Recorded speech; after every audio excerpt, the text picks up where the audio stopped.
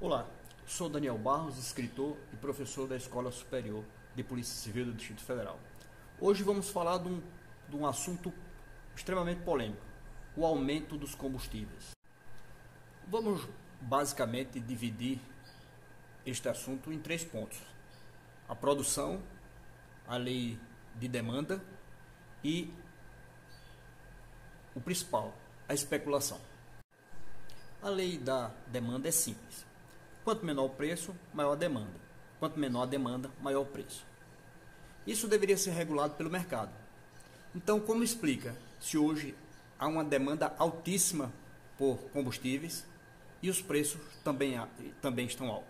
Vamos tentar aqui esclarecer esse ponto. Vamos falar sobre a produção de petróleo. Há 15 anos, o Brasil é autossuficiente na produção de óleo. Com a descoberta do pré-sal em 2009, o Brasil passou a criar uma perspectiva de ser uma das maiores potências do mundo, chegando até a superar o Irã em produção de óleo. Mas desacreditado de que a Petrobras tivesse capacidade de explorar esse petróleo, ainda tendo lucro, os investidores estrangeiros deixaram de lado. Até que em 2010 iniciou a produção do pré-sal com a retirada de 41 mil barris de petróleo dia. Isso em 2010. Já em 2014, essa produção passou a 500 mil barris de petróleo dia, só do pré-sal. Ou seja, aumentou mais de 10 vezes. Em 2016, 2 anos, 1 milhão de barris de petróleo. 2018, quando teve a eleição presidencial, o Brasil já produzia mais de 1,5 milhão de barris de petróleo. Hoje, já em 2020, essa produção passa a ser 2 milhões e 800 mil barris de petróleo dia, apenas do pré-sal. Veja bem, 2 milhões e 800 mil barris de petróleo dia, o que significa 74% de toda a produção de petróleo do Brasil. Lembremos que, mesmo assim, o Brasil ainda importa, mas importa apenas 170 mil barris de petróleo dia.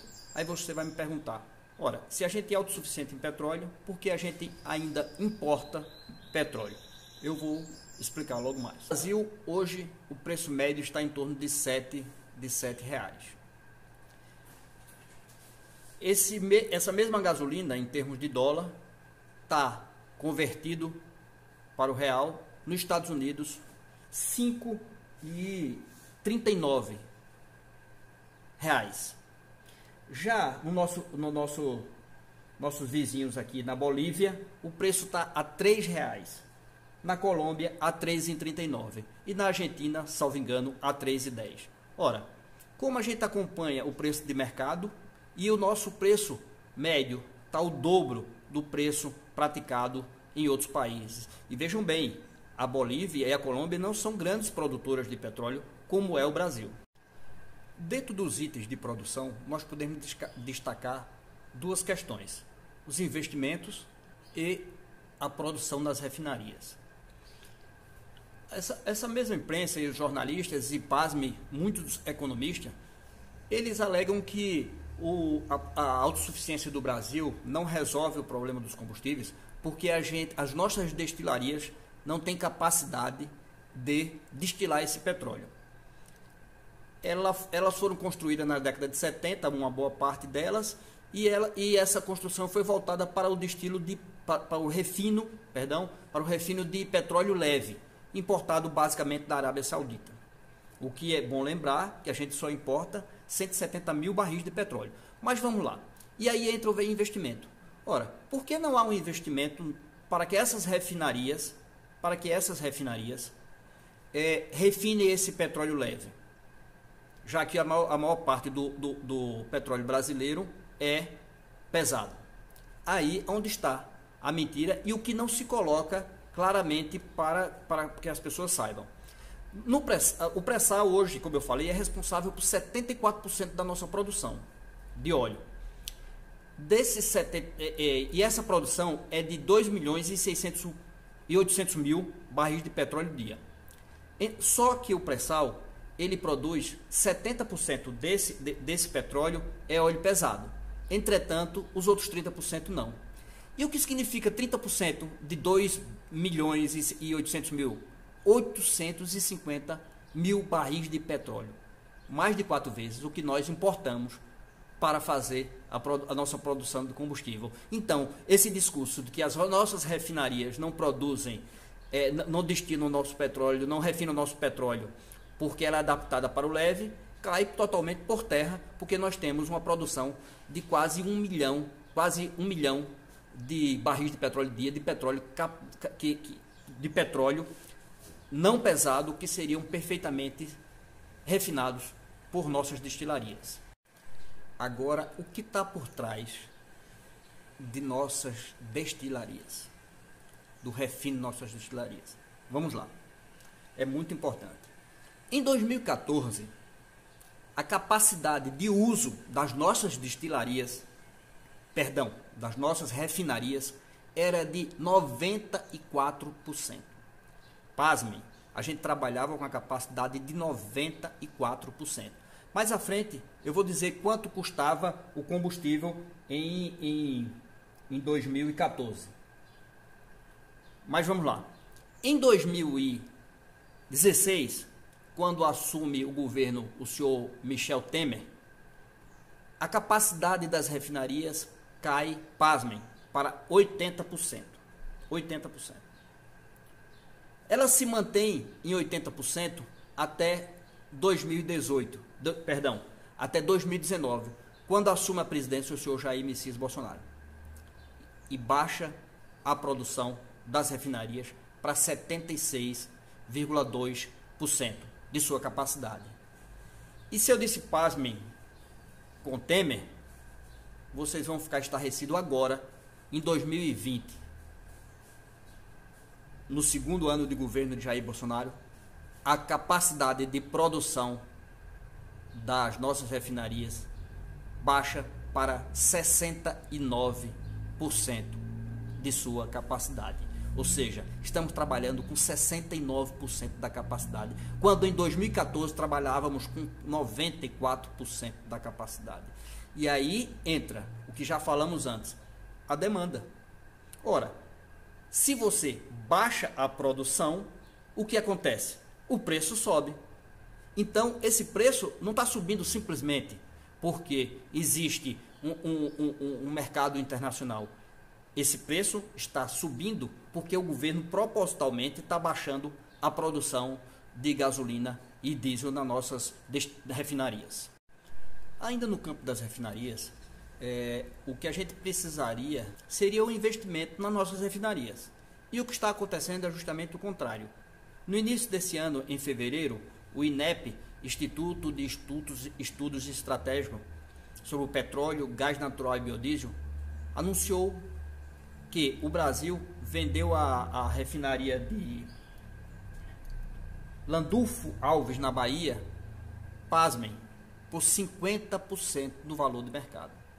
Não satisfeito, esse governo, em agosto último, vende a Reman, numa refinaria nossa em Manaus, por 70% do valor do mercado.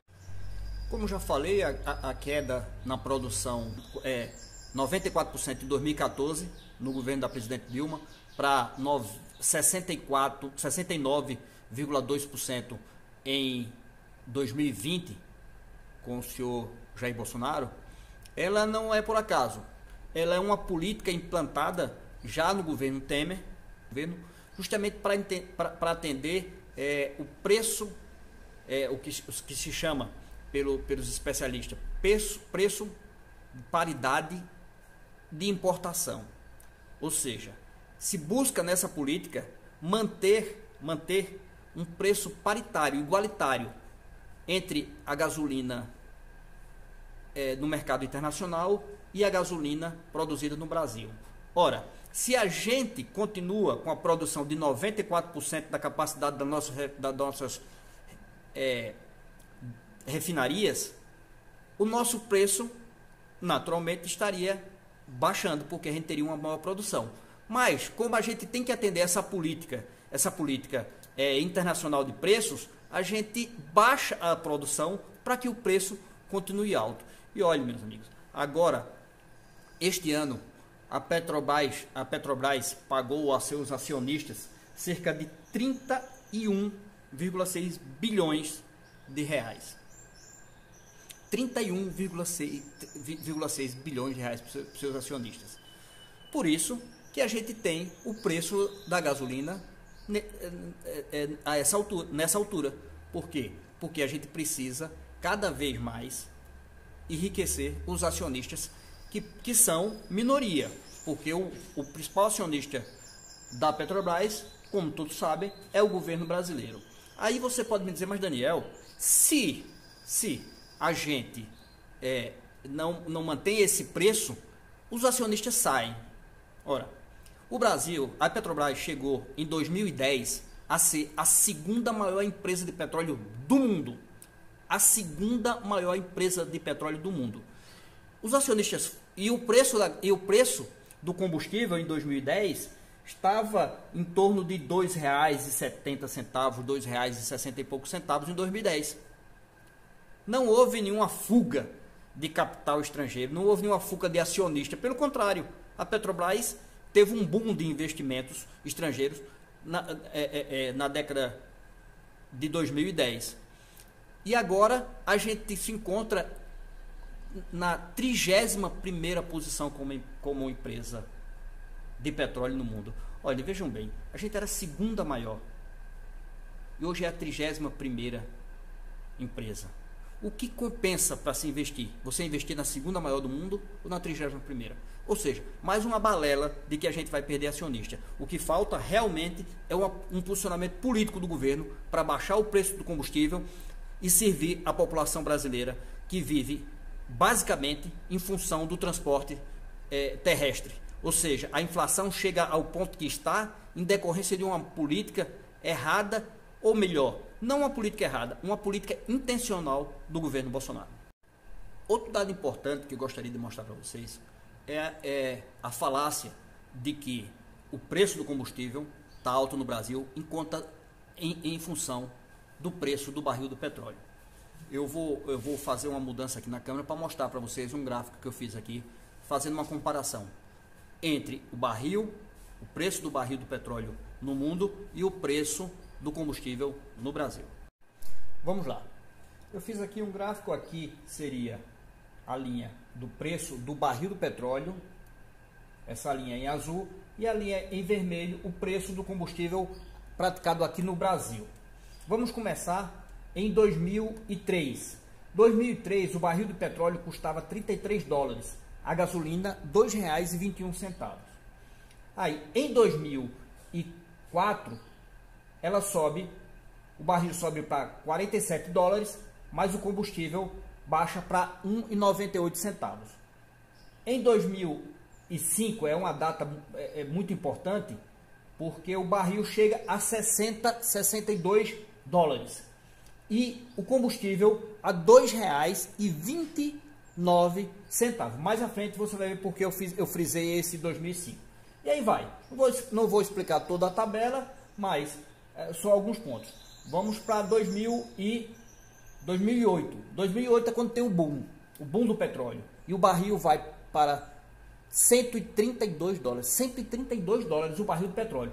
Mas o combustível permanece na casa dos R$2. E na realidade, R$2,49.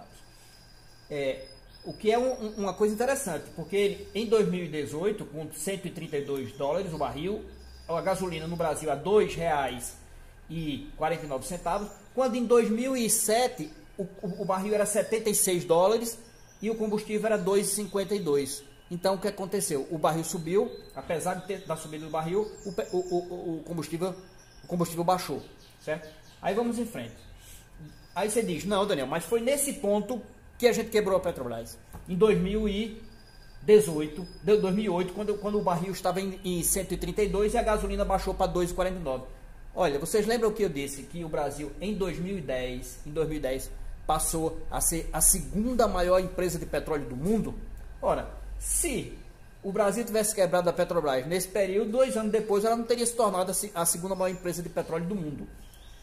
Então vamos. E aí ela vem, ela dá uma queda ela já começa a cair, ela dá uma queda brusca até 2009 e por aí vai. Mas vamos lá. O que é interessante a gente perceber? Você lembra como eu falei que eu frisei 2005? 2005 o barril estava a 62 dólares. Quando o barril chega mais ou menos a esse patamar, o Brasil chega em 2020 a 61 dólares o barril de petróleo. A diferença é que em 2020, o segundo ano do governo Bolsonaro, o barril a 61 dólares, a gasolina está a R$ 4,46, enquanto em 2005 a 62 dólares o barril estava a 2,29 centavos. Agora, outro dado interessante. Veja que a partir de 2018, o barril de petróleo tem uma acentuada queda. Ela vai de 77 dólares o barril para 61 dólares em 2020. 61 dólares. Mas em vez da gasolina acompanhar o preço do mercado, como diz o governo, que a gente acompanha o preço do mercado, a gasolina no Brasil começa a subir. Então, em 2018, quando está a 77 dólares, a gasolina já está em 4,20 centavos. Em 2019, a gasolina, o barril de petróleo cai mais ainda, vai para 66 dólares o barril. A gasolina sobe para R$ 4,31. Em 2020, o barril de petróleo continua caindo, 61 dólares, mas a gasolina continua subindo, R$ 4,46. Eu não preciso citar para vocês 2021, né? Que houve realmente um acréscimo no petróleo para 82 dólares o barril de petróleo, mas o aumento do combustível foi totalmente desproporcional. Passa dos R$ 4,46 para R$ 7,00 praticado nas bombas de combustível na média do Brasil até hoje. Mas podemos aproveitar esse dado de 2021 para comparar. 82 dólares era mais ou menos quanto estava o combustível em 2009, na plena crise mundial de 2009, que estava em 78 dólares. Hoje 82, na época 78 dólares. Mas, meus amigos, o preço da gasolina no Brasil em 2009 era de R$ 2,51, comparado aos R$ 7,00 praticados na bomba no dia de hoje. Chegamos ao final do nosso bate-papo de hoje e eu espero ter contribuído de alguma forma para esclarecer a falácia de que o preço do combustível no Brasil é em função do mercado internacional. Na realidade, com os dados fornecidos, a gente pode perceber que os preços do combustível é uma questão de política pública do governo Jair Bolsonaro. Então, se você gostou, deixe uma curtida, deixe seu comentário, será muito importante para que a gente possa aperfeiçoar o nosso programa, e espero encontrá-los no próximo programa. Um grande abraço e até a próxima.